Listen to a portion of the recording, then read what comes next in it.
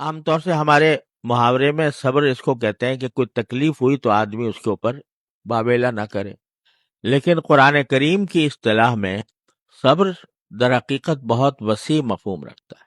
اصل میں صبر کے معنی ہوتے ہیں روکنا یا باندھنا۔ لفظی لغوی معنی لغت میں اگر دیکھا جائے تو صبر کے لفظی معنی ہے باندھنا اور روکنا۔ پہلے زمانے میں ایک طریقہ ہوتا تھا کہ کسی شخص کو سامنے کو سزا دے دی جاتی تھی، کسی سے انتقام لیا جاتا تھا، تو سامنے اس کو باندھ کر اس کے اوپر تیر چلا دیے جاتے تھے، تو اس کو کہتے ہیں قتل صبرن، کہ وہ قتل کیا گیا باندھ کر۔ اور شریعت کی اصطلاح میں صبر کا مطلب یہ ہوتا ہے کہ انسان اپنے آپ کو اللہ جل جلالہ کی اطاعت میں باندھ کر رکھے، یعنی اپنی نفس کی خواہشات کو تابع بنا دے اللہ جل جلالہ کے احکام کے، کہ جب نفس اور شیطان انسان کو کسی طاعت سے برگشتہ کر رہے ہوں، مثال کے طور پر نماز کا وقت ہے یا اور جو انسان معمولات ہوتے ہیں ذکر کے شغل کے، اس کا وقت ہے، لیکن سستی ہو رہی ہے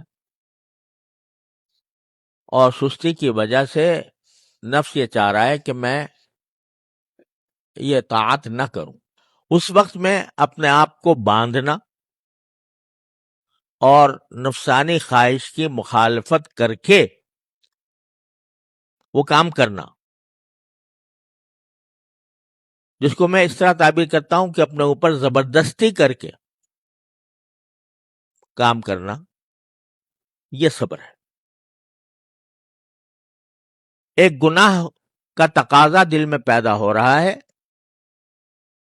دل اس کے لیے مچل رہا ہے کہ یہ گناہ کر لوں، بد نگاہی کر لوں، کسی کوئی جھوٹ بول دوں، کوئی غیبت کر لوں، نفس اس کے لیے انسان کو مجبور کر رہا ہے، تو اپنے آپ کو باندھ کر اس عمل سے آدمی رک جائے زبردستی کر کے، یہ صبر ہے۔ جنت انعام ہے در حقیقت صبر کا۔ صبر علی الطاعہ، طاعت کے اوپر اپنے انسان اپنے آپ کو باندھے، صبر عن المعصیہ، معصیت سے بچنے کے لیے انسان اپنے آپ کو باندھے، اور صبر علی المصیبہ، تیسرا کہ جب تکلیف آ جائے تو اس پر صبر کرے۔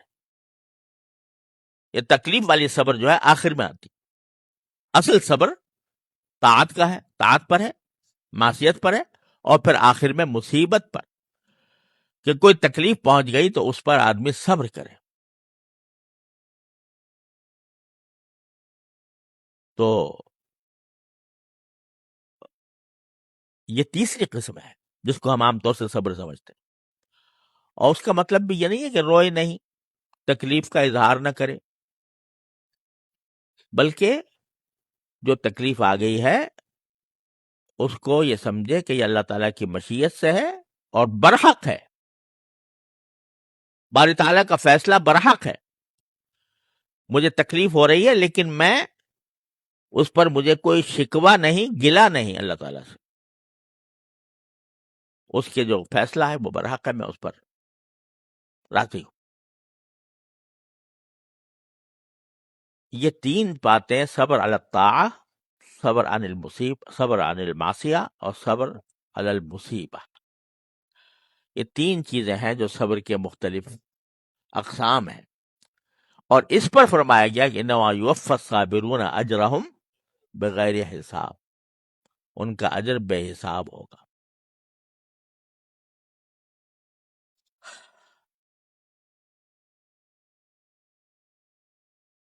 تو نبی کریم صلی اللہ علیہ وسلم یہ مانگ رہے ہیں،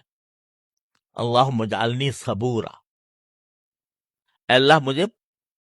بہت صبر کرنے والا بنا۔ بہت صبر کرنے والے کے معنی یہ کہ صبر کی ہر قدم پر ضرورت پڑتی،